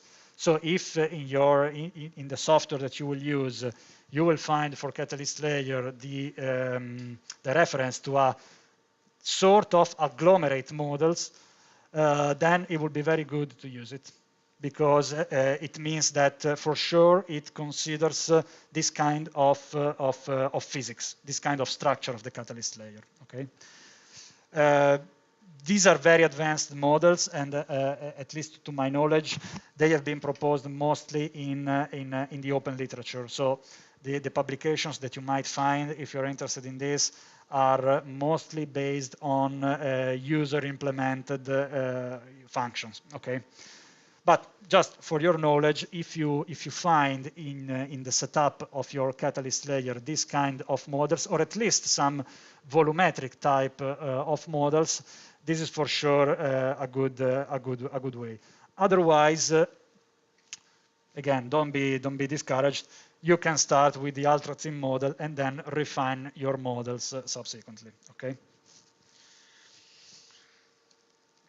What are the effects of the electrochemistry in terms of sources? I mean, we have already talked about this. Electrochemical reactions are coupled with the fluid domain, in the sense that here is where reactants are consumed and products are produced. So the effect of the electrochemical reactions is bundled in the source term for the species. And we have seen in the last in the previous lesson that hydrogen is consumed here at the anode. So it has a negative sign. Oxygen is consumed at the cathode, so it has a negative sign again. 2 and 4 stands for the number of electrons that are involved in the reaction in both ways for a given molecule of reactant. So it's 2 for the molecule of hydrogen and 4 for the molecule, for the full molecule of oxygen. Water is created because of electrochemical reactions at the cathode. Then we have also additional terms that we already mentioned. We will talk with more detail about this one. We will talk about the membrane. But keep in mind that as the membrane needs to be hydrated, and this is one of the nicest characteristics of Nafion, as we have a current of ions. So we have this membrane. We have ions moving from the left side anode to the right side cathode. So we have a current of ions, our ionic current, that closes the electrical circuit. Together with these ions, there is literally a, let's say, secondary transport effect, like a parasitic transport of water. So the ions transport water inside the membrane. So the membrane absorbs water. The more is the current and the more is the water absorbed. So these other terms that are highlighted in blue, I want to keep it always distinguished because, again, these are not due to electrochemical reactions. You see, it's the same term with a minus or positive sign based on its adsorption or desorption. So at the cathode, water is produced. If you talk about just the source term for the transport equation, it's composed by 2 contributions. One is water produced by electrochemical reaction, the other is water desorbed from the membrane. So it's like it's being created, but the reason the process is different. Okay? This phenomenon is called electroosmotic drag. And as we will talk with more detail when we talk about the membrane, it's really nice because it represents again a 2-way coupling between ions in the membrane and water. That's why water in the membrane is important. That's why hydration of the membrane is important. And that's why you can't go up with your temperature. Because if you kill the water content in your membrane, your ions will not be transported effectively. And in the membrane, you might imagine, and there are there will be some nice picture of it. You might imagine that you have all of these polymer molecule chains, okay, which have, let's say, a negative termination. And this is good for H+ ions, because they can it's like they can jump from one molecule to the other, to the other, to the other, because of their charge. And this is, I mean, let's say a little bit a pictorial way to see the H+ travel inside these polymeric chains. Just imagine that your water molecule places in the drag of this H+ ion. And as a matter of fact, each H+ ions transports, like a drag effect, more than one water molecule. So we have multiple molecules following each H+ ions. So in this way, water is transported by H+ ions. But ion current is favored by membrane hydration. So this is why it's a two-way coupling. Ions travel much better if they find water molecules, because they can jump, let's say, easier and easier between these polymeric chains if there is more water inside the membrane. And with each transported ion, you will have even more water inside the membrane. So this is the so-called hydration equilibrium of the membrane. And this is why you need to have water, you need to have a membrane well hydrated. I mean, this was an anticipation of what we will see in the membrane discussion, but just keep in mind that this electroosmotic drag effect actually means a two-way coupling between ions transport, so ion current, and water adsorption and desorption in the membrane. This is extremely important. So water is not just a byproduct of the electrochemical reaction and something that we can just push away and expel off the cathode side. It's really fundamental to have a very good ion conduction in the membrane. This is something that we have already talked about. Volumetric current densities are modeled using the well-known Butler-Volmer equation. This is very, very common in electrochemistry. And these are volumetric current density. So this means ampere per cubic meter or per cubic centimeter. You have the difference of two exponential terms where you have the overactivation potential of activation, both at the anode and the cathode. Here you have the ratio of concentration of your reactant with respect to a reference concentration. So this is where you see that if you increase the concentration, if you increase the partial pressure of reactants, you will have more current per unit volume. And here is your reference current density.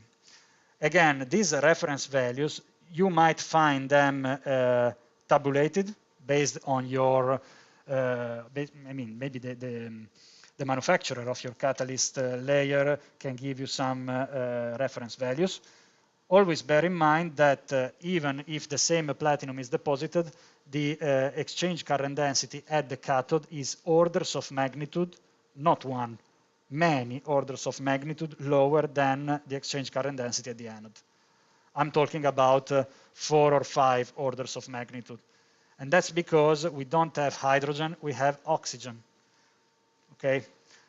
And this is the reason, as we said many times, why the cathode side is the bottleneck. Everything is slower, more obstructed at the cathode. Even this reference exchange current density might be expressed as a function of other quantities, and this is one of the most common ones. Basically, you might have the product of a superficial exchange current density, so ampere per square meter, multiplied by a specific electrochemically active surface area. So how many square meter of active surface do I have in my corrugated material per unit of volume. Okay, so you have square meter over cubic meter, 1 divided by meter, and so you get a volumetric current density starting from a superficial current density. Okay, so basically you divide again by meter. And this is one of the most popular formulation. But again, you might find also alternative ways to express everything that is, let's say, before the difference in the exponential terms. Okay. So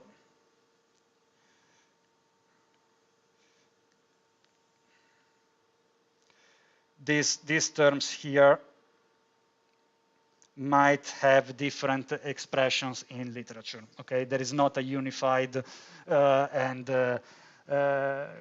recurrent form where you will find these expressions. Okay, but the general meaning is clearly the same. Okay, it depends on the degree of detail that you want to introduce, or that you might introduce based on the data that you have. For the exchange current density and the current density at the anode and cathode. This was for the current. Heat generation. I mean, here there is really nothing new to say with respect to what we have already said at an equation level.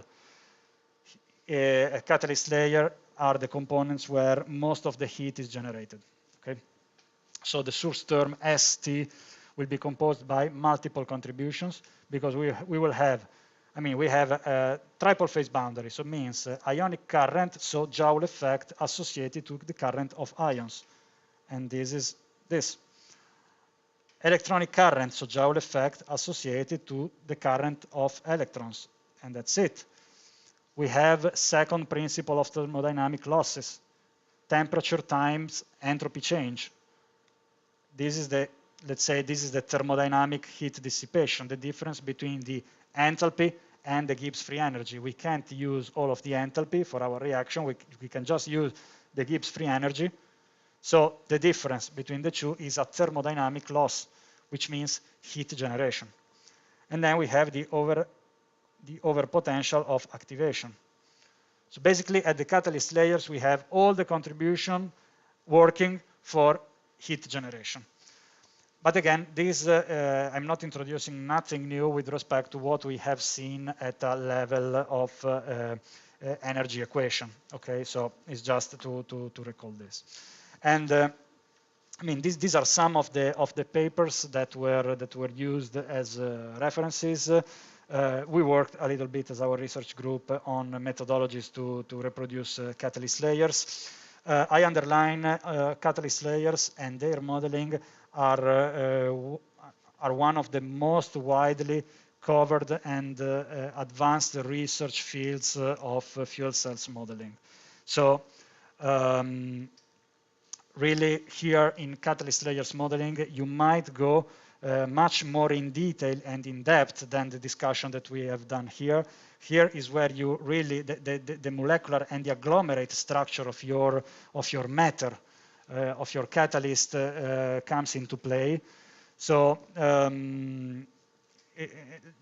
just keep in mind that if your focus, the focus of your study, of your PhD is on the modeling of catalyst layers, it's a very interesting and complex matter of modeling, okay?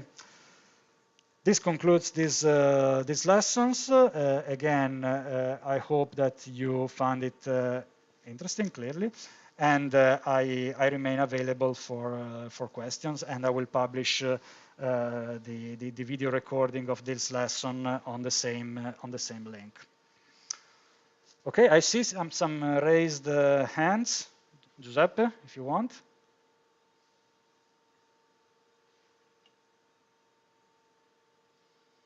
Or Rajat.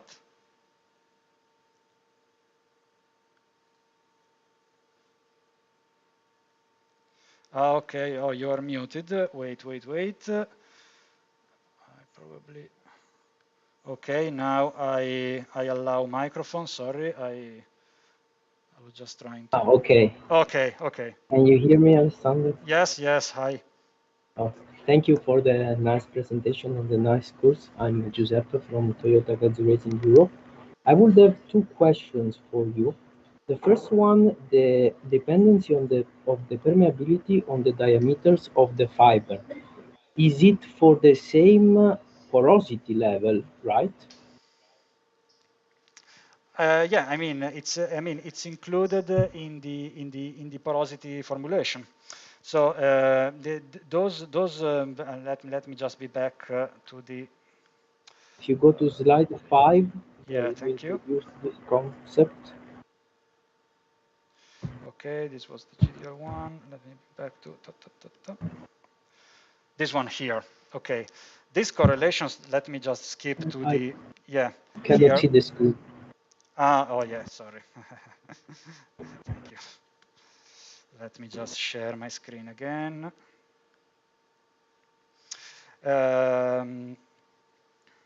Yes, here, I moved to a few slides later than slide 5, and you see in these correlations, yes, it's for the same value of porosity. Porosity can be, as I was saying, can be easily measured, and this is why it's always considered as a, let's say, independent variable. I'm just trying to highlight. Here you have the squared, here, here.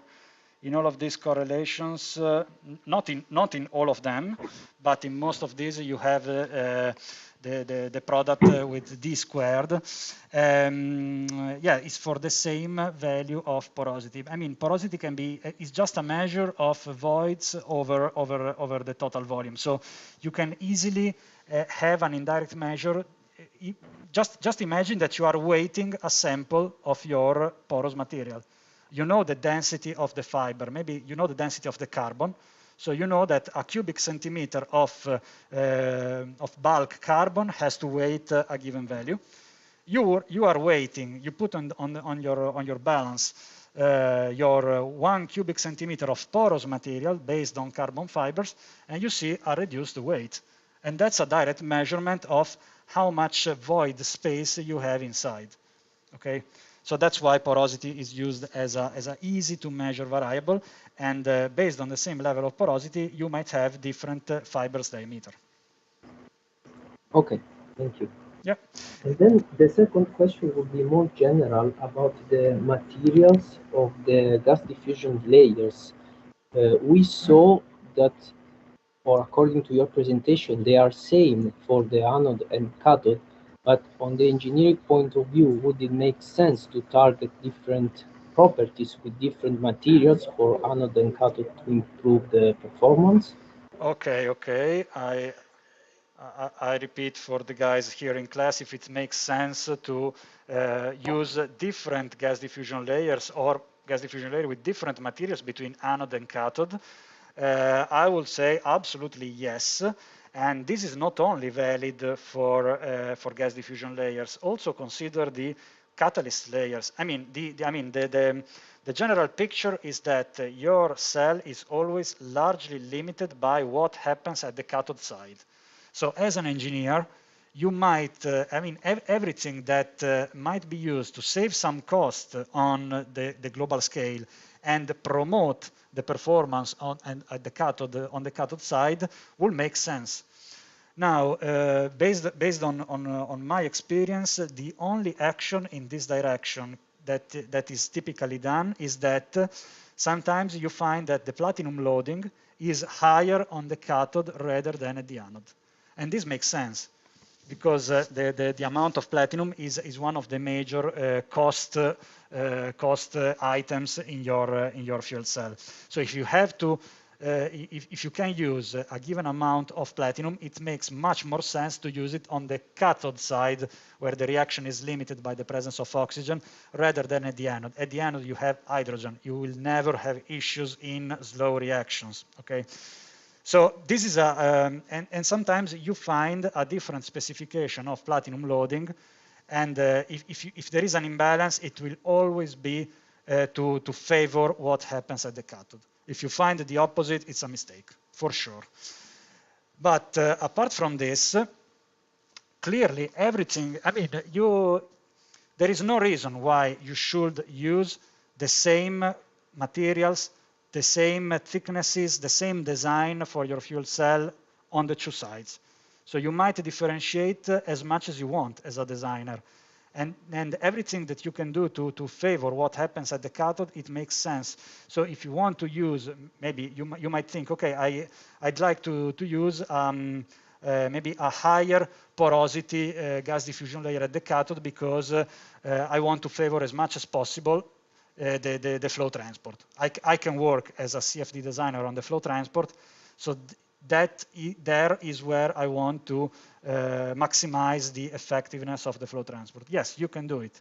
There is no reason why you should use the same porosity on the two sides of the cells. As far as I know, I have not seen many examples of this. I mean, sometimes if you look at the scientific literature, and especially with CFD, basically you can do whatever you want. So CFD will be a good way to test, okay, what about increasing the porosity just at the cathode? Let's see if it makes sense, if the performance actually increases. If you increase the porosity, you are favoring the fluid, but you are worsening the heat dissipation and the charge transport. So you are reducing the transport phenomena pertinent to the solid phase. Maybe that is not the bottleneck. I mean, you always have to look at the whole picture, so you can't say in advance if your pros are higher than your cons. So yes, you could test it with CFD, and there is no reason why, if you find that this has a net positive result, you can't do it in your cell. There is no structural or other reasons why this is prevented. Let me just conclude on this. Sometimes you find also papers where a graded porosity is tested. So porous materials with a distribution of porosity. Again, this might make sense. As far as I know, when you get in the real world, there is no GDL producer that will characterize a graded porosity material. So for this last example is maybe a little bit, I mean, you are maybe in the world of speculating using CFD rather than testing something that can be done if it provides a positive result. But yeah, I mean, just to answer to your question, you can imbalance the materials and their properties of your cell in any way. There is no requirement of using the same materials or even geometry. I mean, we will talk about the gas channels, parallel channel configurations, or serpentine-like configurations. You might have one design on one side of the cell and another design on the other one. Yeah. Thank you. Very clear. Yeah.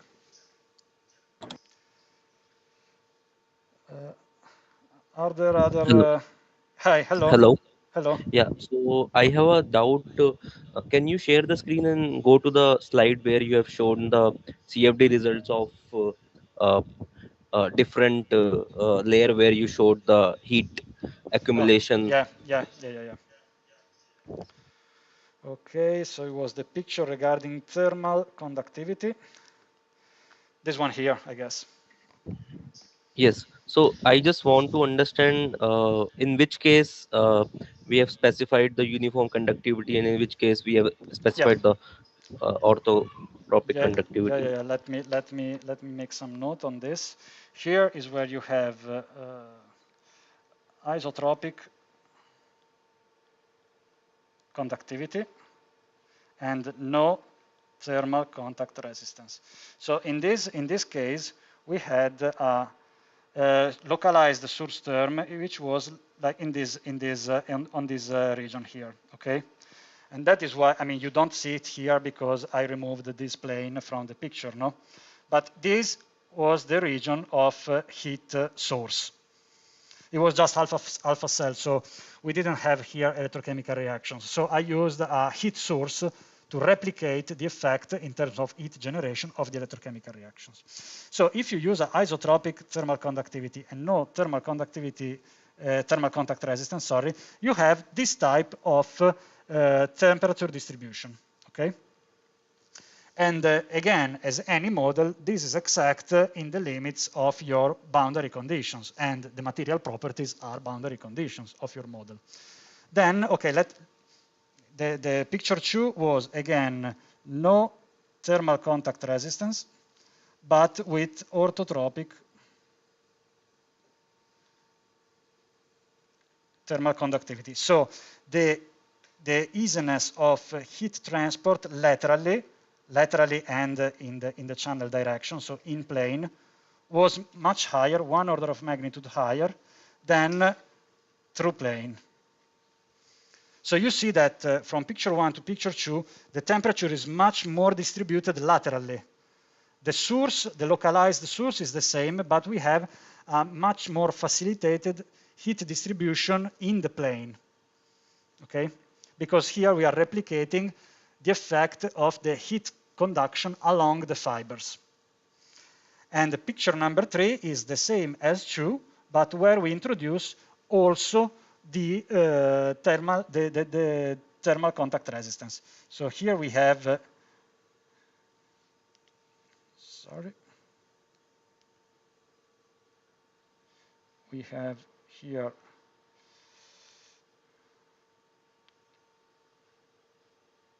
we have thermal contact resistances and the same orthotropic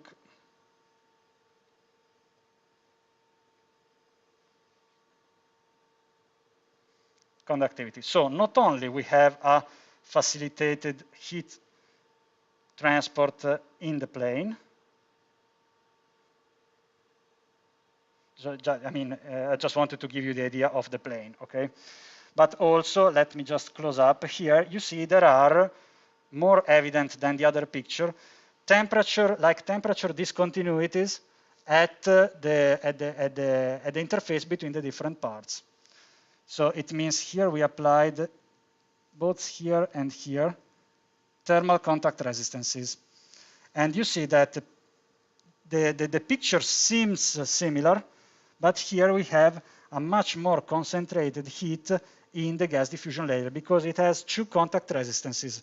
So the heat is facilitated into its lateral transport, but it is much more obstructed into moving away from the gas diffusion layer. So the heat stays more in the component.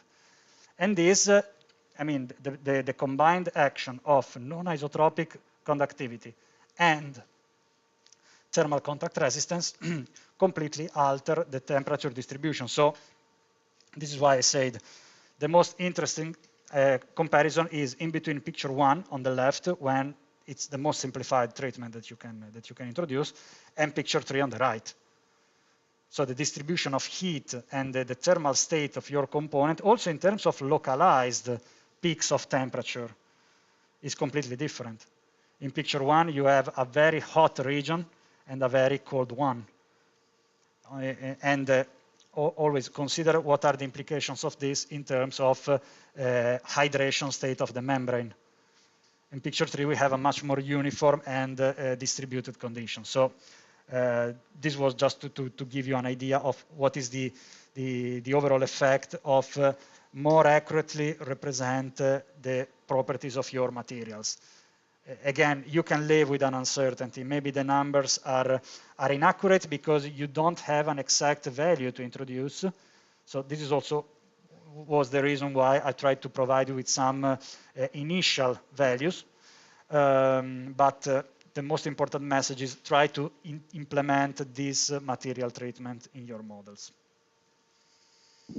Thank you. So can we say that in the case of orthotropic conductivity, the lateral conductivity value is higher than the constant isotropic conductivity case? That's why we Absolutely. have more heat diffusion in the Absolutely. ortho lateral direction. Absolutely, because in the real world material, you have the fibers in that plane. And these are very good conductors.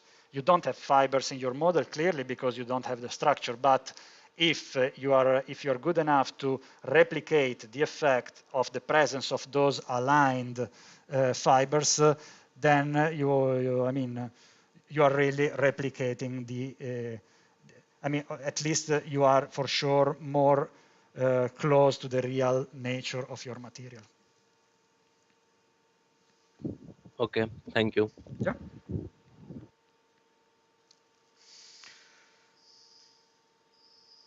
Ricardo, I see a raised hand.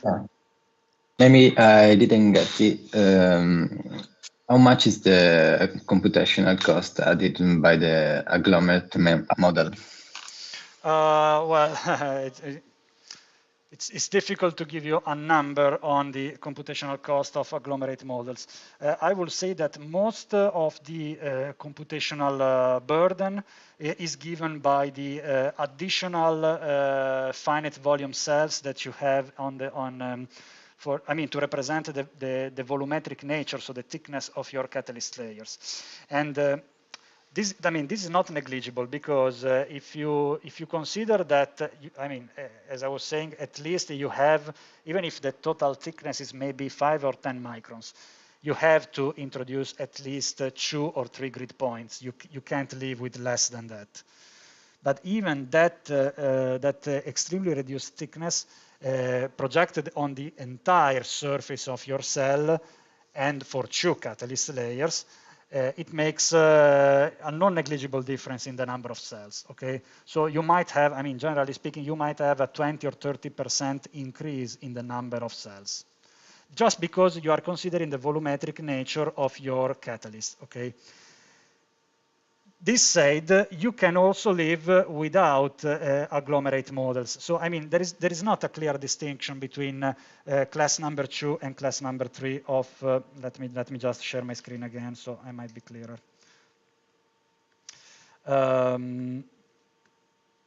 So you might think at agglomerate models, so class number 3, as an improvement from class number 2.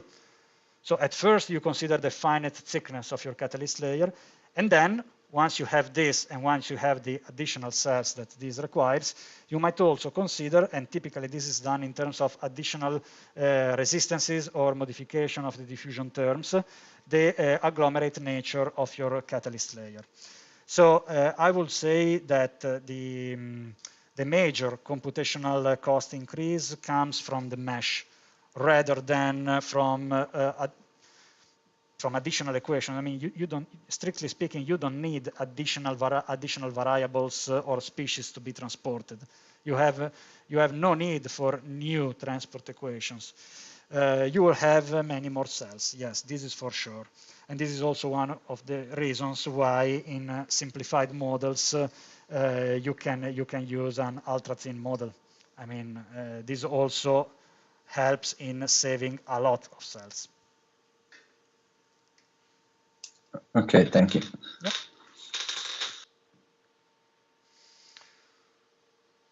Okay, so if there are no other questions, I thank you all for attending, and see you in the next lesson, I hope, on Monday. Goodbye, everyone.